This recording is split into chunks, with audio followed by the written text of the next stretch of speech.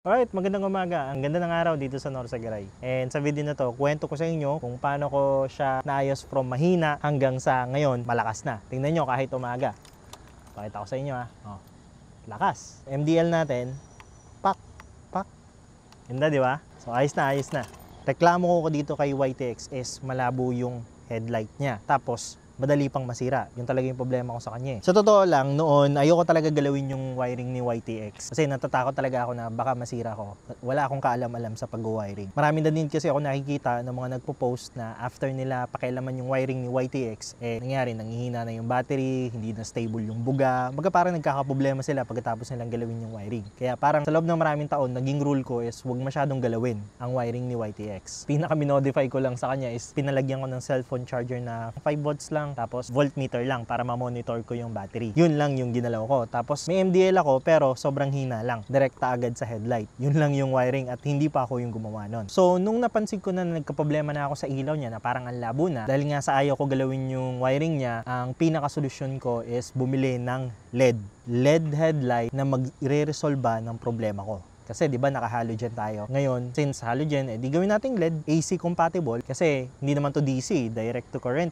Ano to magneto. So may nakita akong LED light sa Shopee na nagkakalagalan ng 250 tapos AC pa, AC compatible pa. Ano yun? 25 watts na kulay blue. Parang plug and play na lang. Plug and play na lang siya dito, isasaksak mo na lang siya. Ayun, excited ako kasi hindi ko na gagalawin yung wiring niya. Wala na akong problema. Ikakabit ko na lang, then resolve na yung problema ko sa mahinang ilaw. So bumili ako noon, maayos ko na.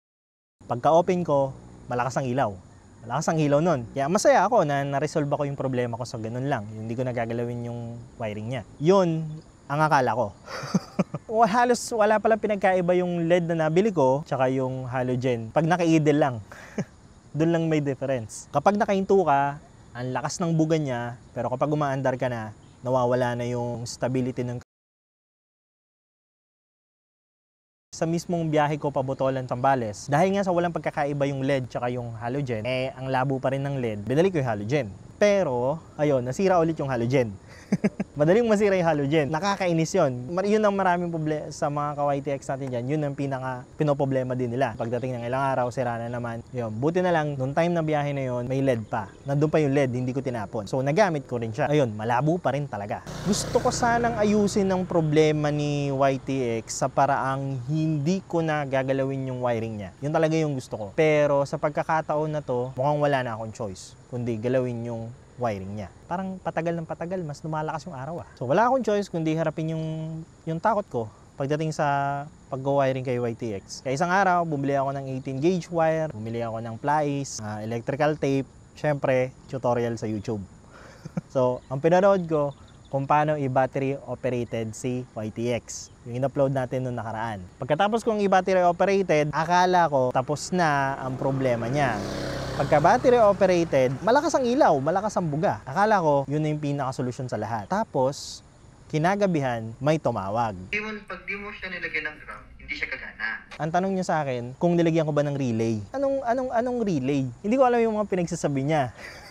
Tapos kailangan daw i-direct sa battery, tapos kailangan ng relay, kailangan ng fuse yun. Hindi ko alam yung sinasabi niya, tanong siya ng tanong sa akin. Ngayon, kapag hindi ko kasi dinirect to battery yan, pag binattery operated ko lang yun, kung ang ginawa ko lang daw ay battery operated at hindi ko dinirect sa battery, walang relay, ay kalauna na mangyayari, masisira yung battery ko, mas hihina. So, back to drawing board na naman ako. Zero na naman ako. Ayun nga, na-observe ko din naman sa mga group natin na kapag ginagalaw nila yung, pag binabattery operated nila si YTX, nagkakaroon talaga sila ng problema din. So medyo nakakatakot. So back to zero na naman ako. So mukhang wala na talaga akong choice kundi ipa-direct to battery, then sundin ko yung sinasabi sa akin nung tumawag. Buti na lang yung tumawag na yon ay may alam sa electrical. Siya ay nag-aaral ng TESDA at alam niya yung sinasabi niya. Ayun, nagpapasalamat ako kay Raymart kasi sinabi niya yun sa akin. Kung hindi, baka matulad ako sa iba na kalaunan pagkaraan ng ilang araw, bababa yung efficiency ng battery nila. Tagal ko na siya kaibigan, high school pa lang kami, kasama ko sa kalokohan.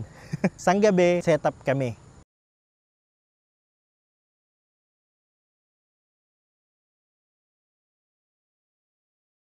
Nilagyan namin siya ng relay, nilagyan namin ng headlight switch. Ito, may headlight switch na ako dyan. Tapos nilagyan din namin ng napakalakas na MDL. Siguro, mula alas 6 hanggang alas 2 ng madaling araw, tinatrabaho namin to ni Raymart. Sobrang thankful ako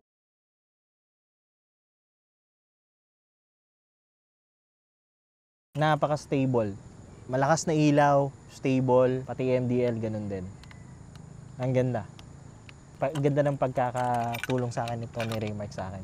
Mula sa problemadong headlight na may problemadong MDL, ngayon napakalakas na. Yun, kung gusto mo mapanood kung ano yung ginawa namin, yung discarding na ginawa namin dito, click nyo lang yung susunod na video.